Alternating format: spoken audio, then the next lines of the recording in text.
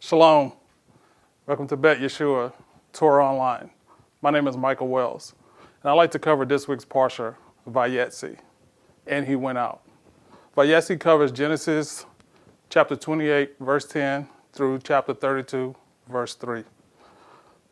Here's a life lesson that I actually pulled from this week's Parsha, Vayetzi. And it starts off with chapter 28, verse 10.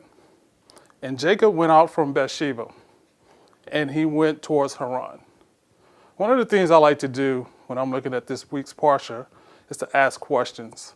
For example, when it states that these are the generations, I expect to see a list of generations that the author would like me to see. And when I don't see that and I see something else, I know that the author would like me to say or to see something else related to the Torah. And that's when I research based on what the rabbis, what the sages say about this particular verse, and see that how I can apply what the author would like me to see within the message of this week's Torah.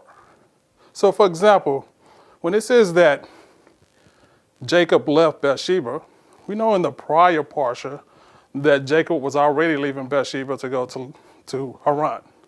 So why would it state it again at the beginning of this week's Parsha? So why not just say Jacob went to Haran?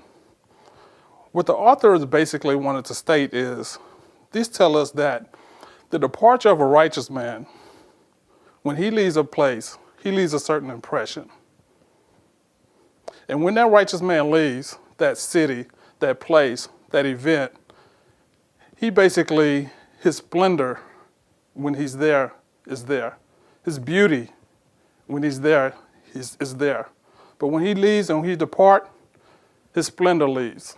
His beauty leaves.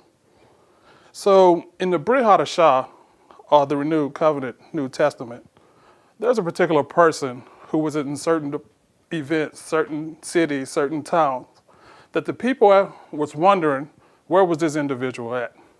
And why did he leave? And how can we get him back? So let's look at Luke chapter 4, verse 42 through 43. And in the morning of that day, he departed and went to a deserted place. And the crowds were seeking him. And they came up to him and held tightly to him, or else he'd leave from their presence.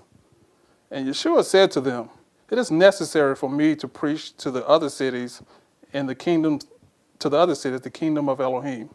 For because this reason I have been sent. So when Yeshua was in certain places and cities, the people searched after him. They went toward him. Because when he was there, he left his majesty there.